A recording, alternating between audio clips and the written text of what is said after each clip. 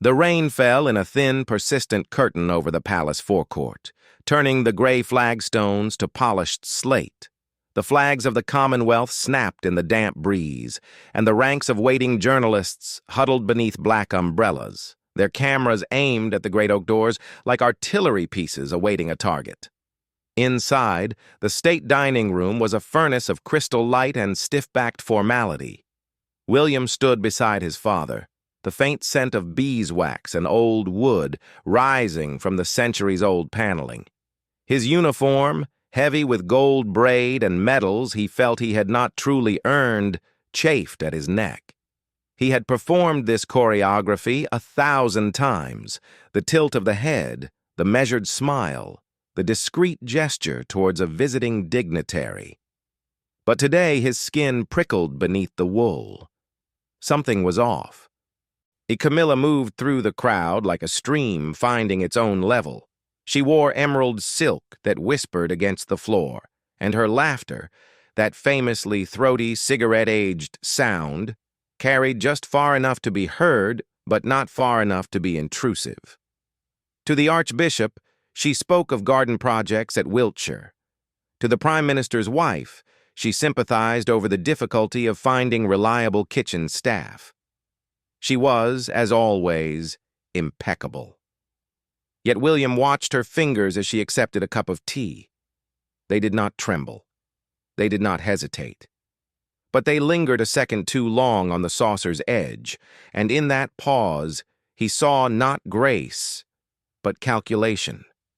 His memory flickered backwards, through the layers of years and carefully managed public relations. He remembered another room, another time, and he had been perhaps 7 years old, sitting cross-legged on the floor of his father's study at Highgrove, coloring a picture of a tank. His parents were in the hallway, their voices low and sharp as broken glass. His mother had said something he did not understand. Something about a woman's name he had heard whispered by the nannies. His father had not denied it. William had pressed his charcoal stick so hard into the paper that it snapped. He had not looked up when the door opened. He had not looked up when his mother's perfume, that bright floral scent, passed by him and faded into the corridor. Now, decades later, the same name stood in emerald silk, accepting tea from a footman. The same woman who had waited, patient as a spider, for the web to be complete. William had tried. God knows he had tried. He had smiled at the wedding and a small, quiet ceremony that had felt like a surrender. He had walked with her through public gardens, had posed for photographs at Balmoral, had even allowed his children to call her Gaga in private. He had buried his mother in consecrated ground, and then he had buried his anger alongside her, or so he had convinced himself. He had become the dutiful son, the future king, the man who understood that the institution must be preserved. But the rain against the tall windows sounded like the rotors of a helicopter, and the clink of silver on bone china sounded like a woman weeping. Across the room, a private secretary approached Camilla with a discreet urgency, his face pale. He leaned in, whispering against the shell of her ear. For a fraction of a heartbeat, her composure fractured, and it was nothing that the guests would notice. A tightening at the corner of her mouth, a sudden rigidity in her spine. But William saw it. He saw the brief, hunted look that passed through her eyes before the shutters came down again, calm and serene. The secretary retreated. Camilla lifted her teacup, her hand now perfectly steady, and took a delicate sip. William felt something shift in his chest, a tectonic movement deep beneath the crust of duty. He did not know what the secretary had said. He did not know what deception, large or small, had been momentarily exposed. But he knew, with the cold certainty of a man who had spent a lifetime reading the silences in palaces, that the performance was over. The mask had slipped. And, for the first time in 40 years, he was no longer afraid of what lay beneath. And the private secretary's name was Alistair Finch, and he had served the household for 12 years with the quiet, unshowy competence of a man who understood that his job was to make problems disappear before they reached the principal. He was not accustomed to failure. Yet here he was, standing in the antechamber adjacent to the state dining room, his hands clasped behind his back to hide their trembling, waiting for the summons that would surely end his career.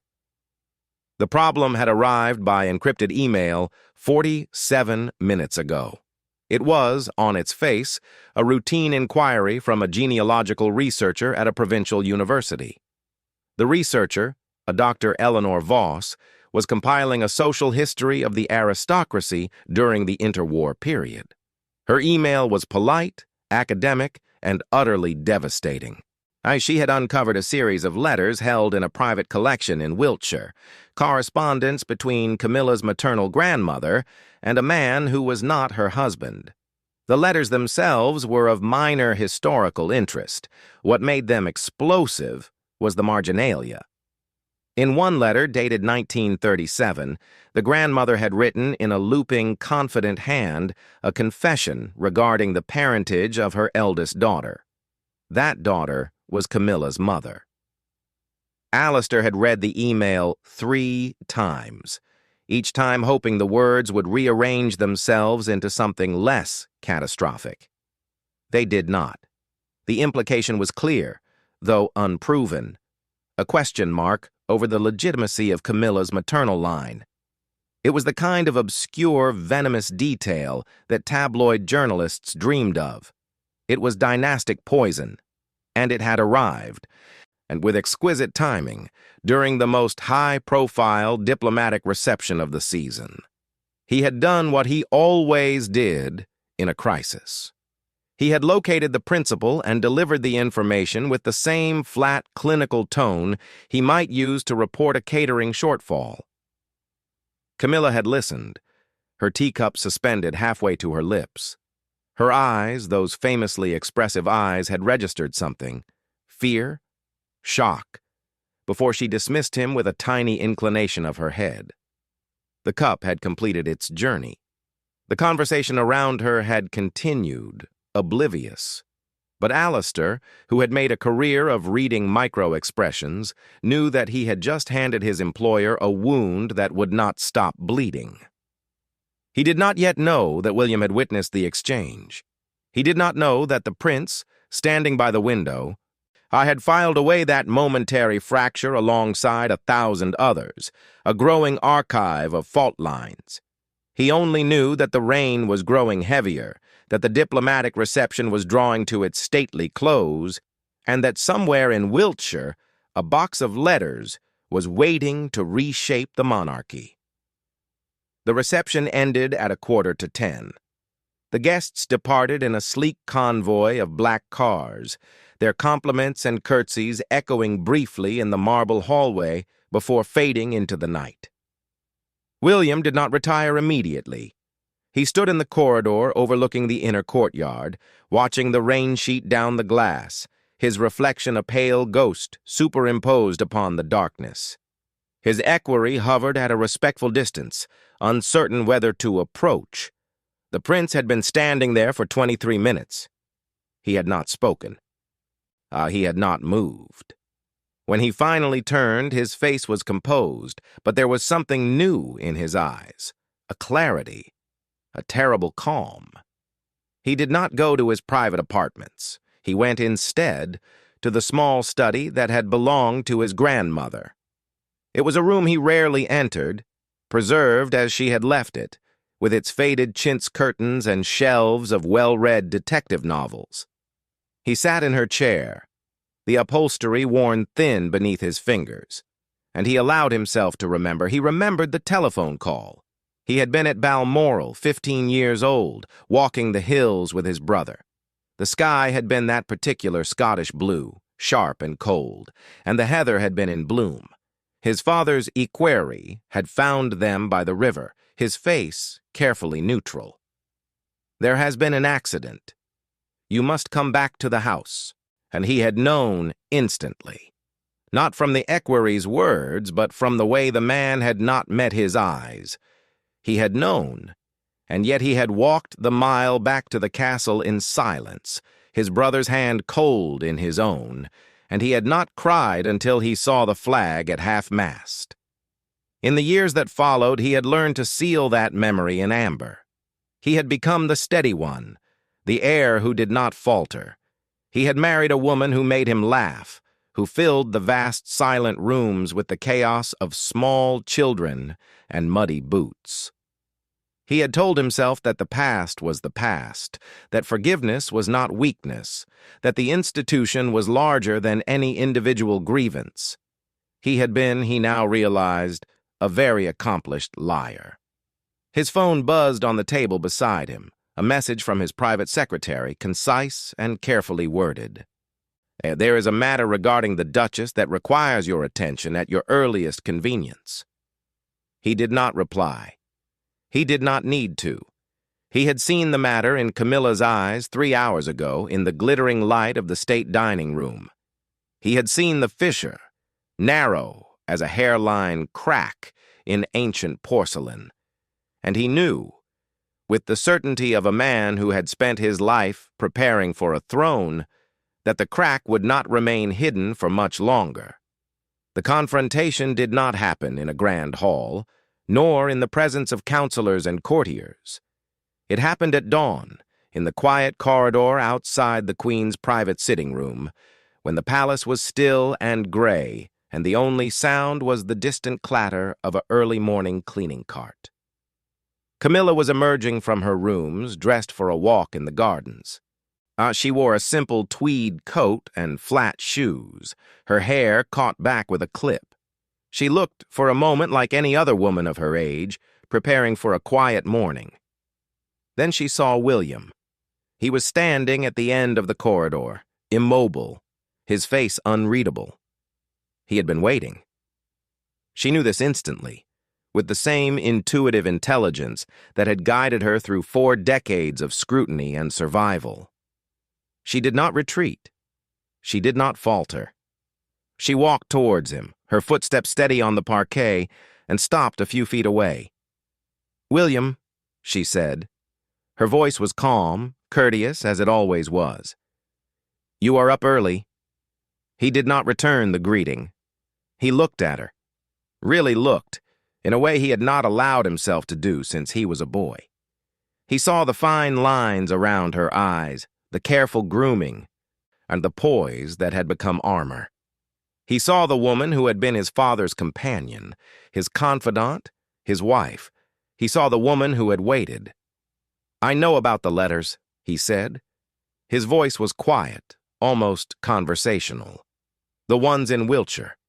I know what they contain." For a long moment she did not respond. The cleaning cart rattled in the distance, growing fainter. Somewhere a door closed. Camilla's face remained composed, but her hands, clasped loosely at her waist, tightened fractionally. She did not ask how he knew. She did not deny it. She simply looked at him, and in her gaze was something he had never seen before. Not defiance, not calculation, but a profound, weary resignation. "I see," she said. "And what will you do with this knowledge?" It was, he realized, the first honest question she had ever asked him, and he considered it carefully, turning it over in his mind like a stone. He thought of his mother, of the flowers left at the gates, of the years of silence and complicity. He thought of his father, growing old in the house that had once been a prison. He thought of his children, who called this woman Gaga, and did not yet understand the weight of the name they carried. And then, without intending to, without any conscious decision at all, he began to laugh. It was not a polite laugh, nor a bitter one. It was a great, rolling, helpless laugh that echoed down the corridor and startled a footman into immobility at the far end. It was the laugh of a man who had spent 40 years carrying a burden he had not asked for, and who had just realized that he was allowed to set it down. Camilla stared at him, her composure finally utterly broken. She did not understand. She could not. She had spent her life calculating, managing, surviving. She had never learned to laugh at the absurdity of her own existence. William wiped his eyes, still chuckling. "What will I do?" he repeated. "I have absolutely no idea. But I think for the first time in my life that is rather the point." The rain had stopped. Through the tall windows, a thin, pale light was spreading across the gardens. The palace was waking up. And somewhere, in a quiet corridor, two people who had spent decades performing for each other finally stopped pretending.